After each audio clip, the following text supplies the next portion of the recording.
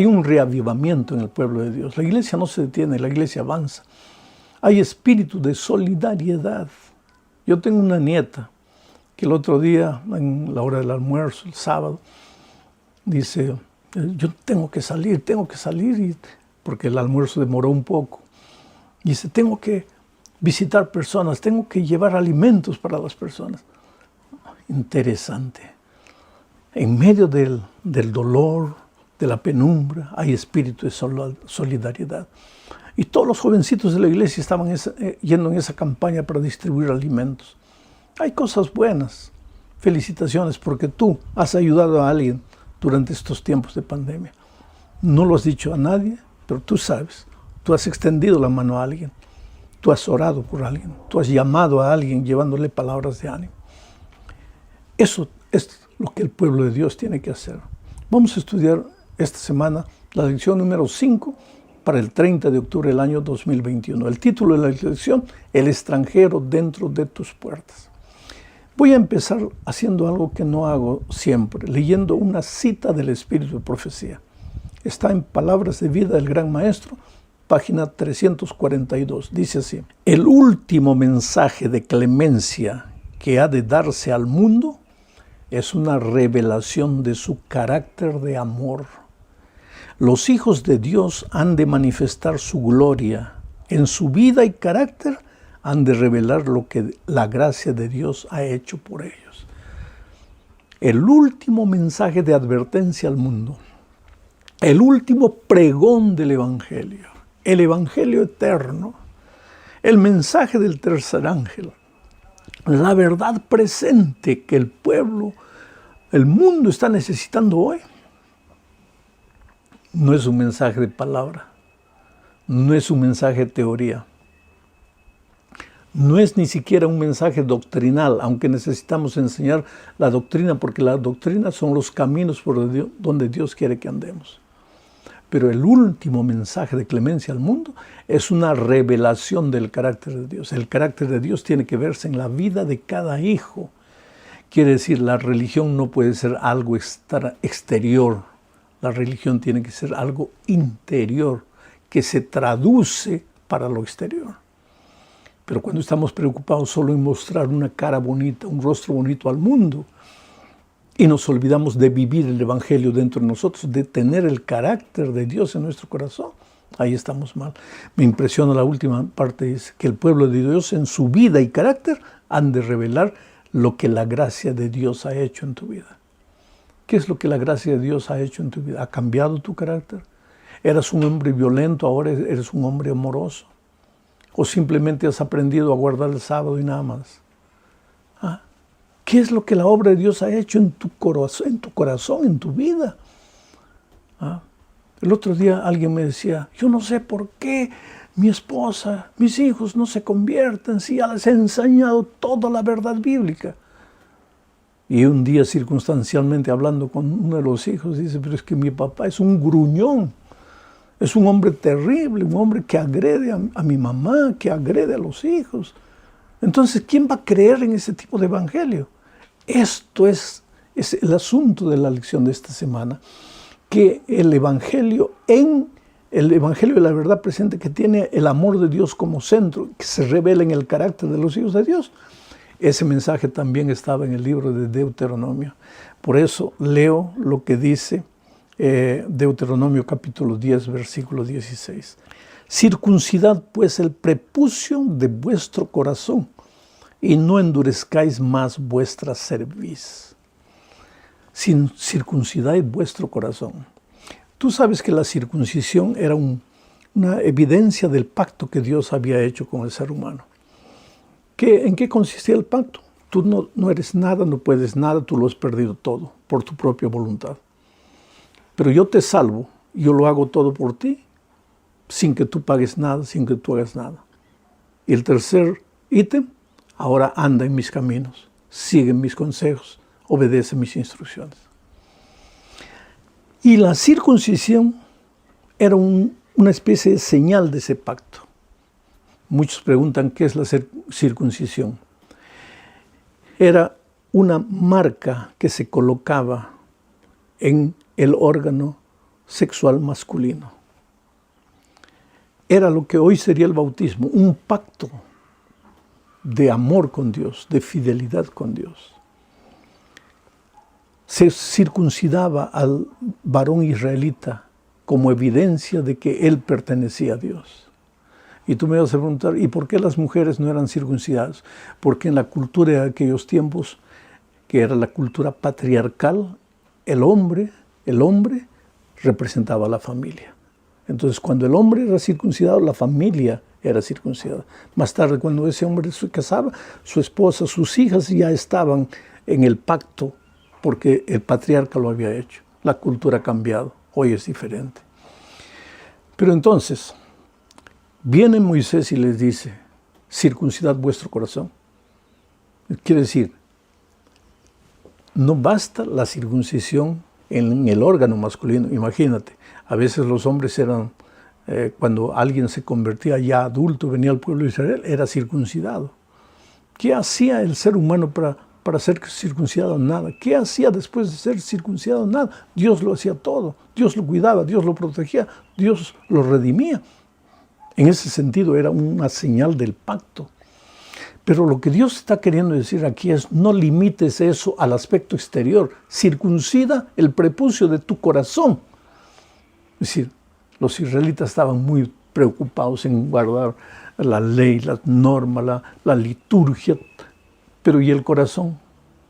No eran diferentes de nosotros. Muy preocupados con las exterioridades y no se preocupaban con el corazón. Y entonces el mensaje del tercer ángel, la verdad presente, que ya estaba en Deuteronomio, decía, yo quiero que salgas de las cosas exteriores y te preocupes por las cosas interiores, para que las exteriores sean un resultado natural de las cosas interiores. Vamos a la segunda parte. Amaréis al extranjero. Ahora, si tu corazón ha cambiado, si tu vida es una revelación del carácter de Dios, entonces tienes que amar al extranjero. Porque el egoísmo puede ser individual y puede ser colectivo. Es decir, yo me amo a mí y amo a mi familia.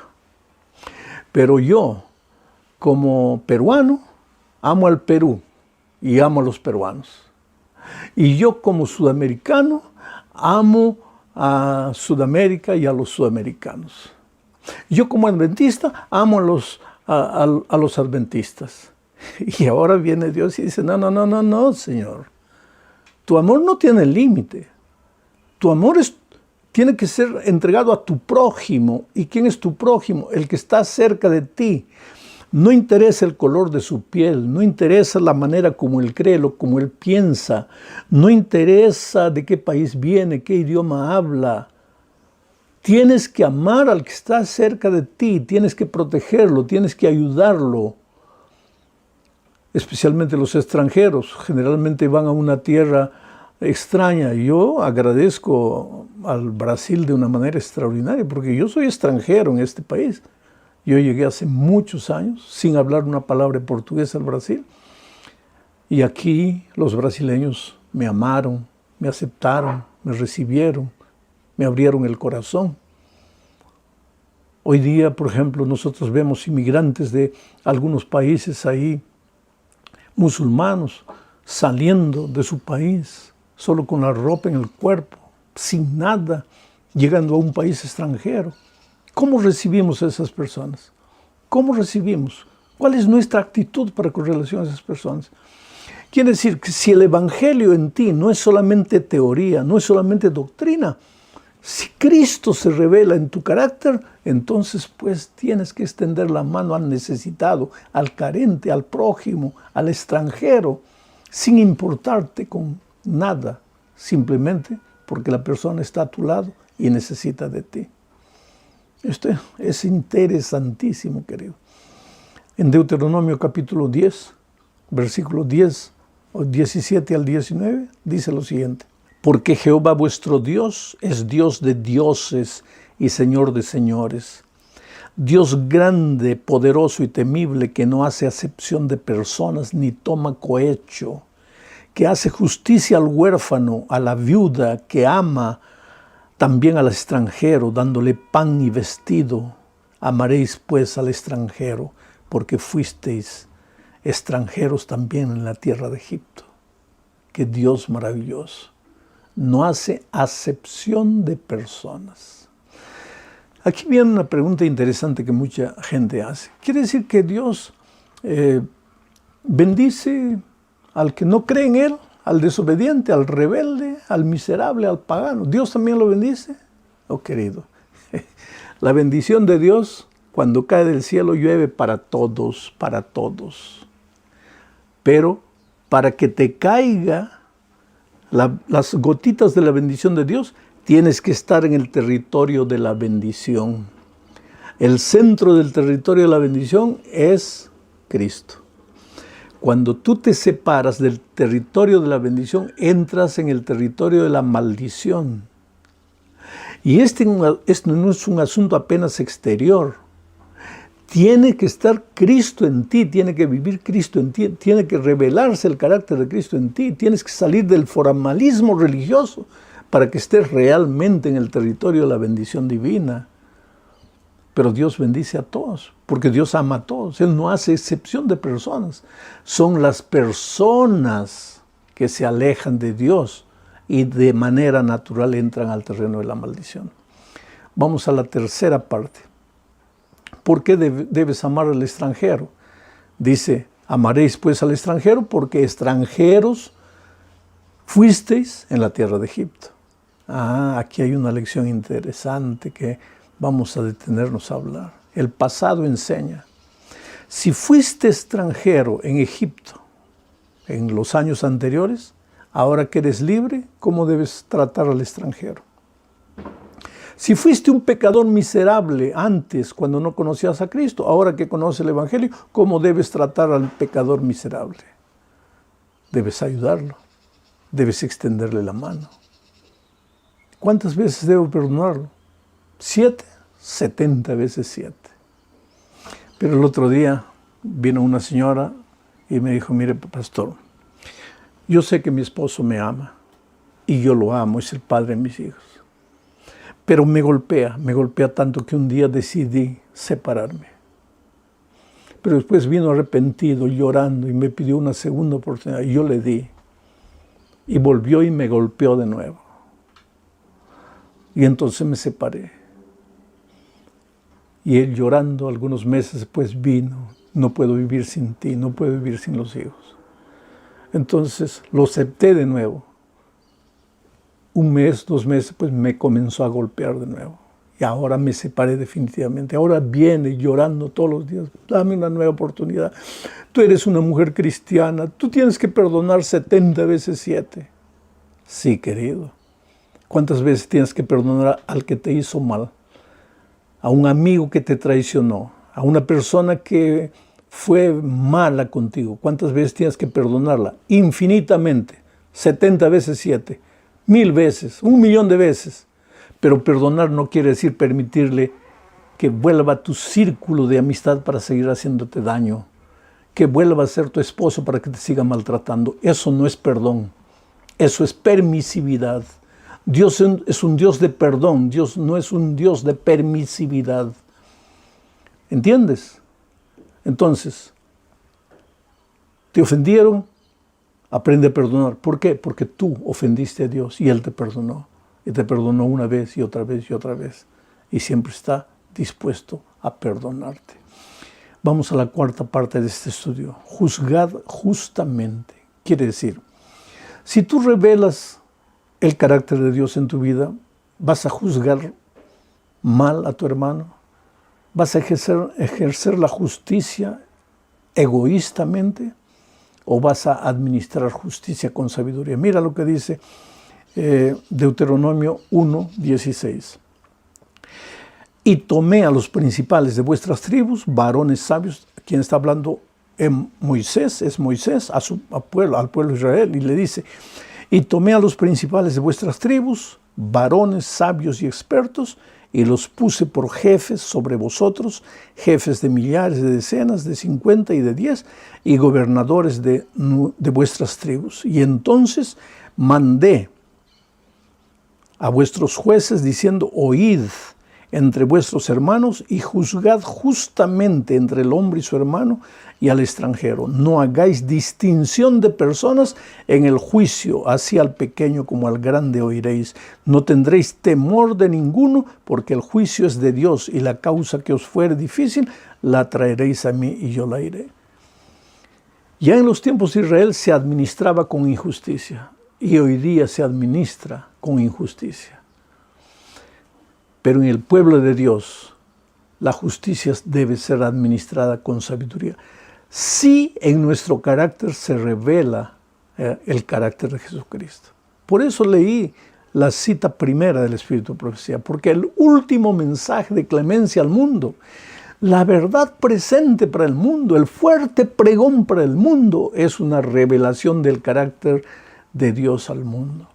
A veces personas cuyo carácter no ha sido transformada a la semejanza de Jesús son las primeras en querer denunciar el pecado de todas las iglesias. No, querida. La mejor manera de predicar no es con la palabra, es con la vida. Vidas transformadas. Gente humilde, gente mansa, gente que refleje el carácter de Jesucristo. Yo, como pastor, muchas veces tuve momentos difíciles en mi vida y también necesité de consejo. Había un pastor que ya falleció y cada vez que yo hablaba con él, me parecía que yo estaba hablando con Jesús. Qué manera dulce de hablar, mansa. Y un día le pregunté, pastor, ¿cuál es el secreto para ser como usted es? Él me dice, hijo, yo no sé. Le dije, ¿cuánto tiempo usted pasa a solas con Dios? Y él me dijo, no sé, hijo, ahora que estoy jubilado, unas 5 o 6 horas orando, estudiando la Biblia. Cuando trabajaba era menos, pero pasaba más 2 o 3 horas por día con Dios. Ahora entiendo. En esa convivencia, el carácter de Jesús se reprodujo en la vida de ese hombre. Y tú sabes que yo hoy día puedo ver pastores, compañeros de trabajo, hermanos de la iglesia, que son hombres, mujeres de Dios. Se ve que esa gente pasa tiempo con Dios. ¿Y por qué se ve? Porque se revela en sus palabras, en sus actitudes, en su manera de ser. ¿Los miembros de la iglesia administran con justicia? ¿Los líderes de la iglesia administran con justicia? Va a depender si son hombres y mujeres de Dios o no, si reflejan el carácter de Dios o no.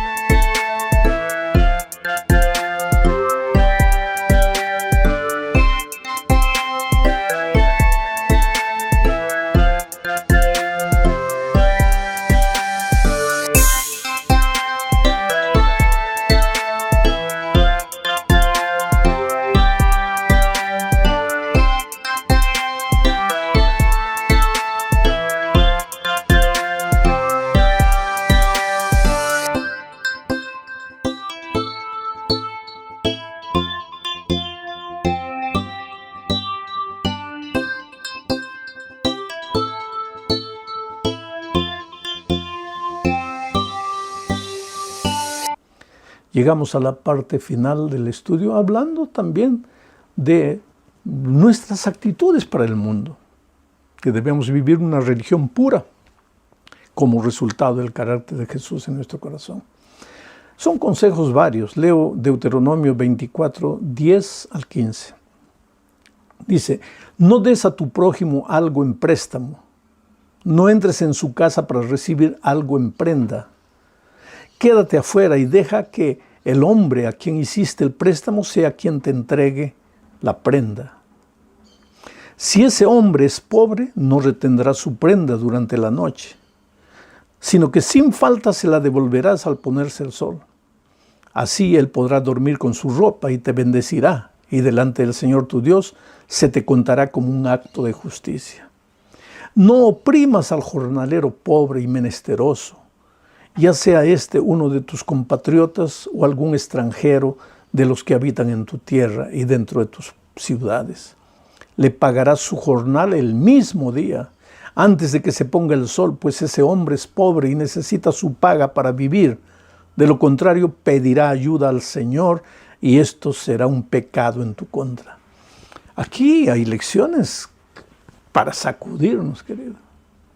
El préstamo, la prenda, era costumbre de esos tiempos. Hoy también existe, pero en esos tiempos era frecuente. Una persona necesitada iba, pedía dinero y dejaba como prenda algo. ¿Y qué le dice Dios al pueblo? Si alguien te deja algo en prenda porque le has prestado dinero, cuando no te pague y tú vayas, no entres a la casa y le digas, me estás debiendo dinero, aquí está tu prenda, dame el dinero, haciéndole pasar vergüenza delante de la gente. No, no, no, no. Espera que él salga.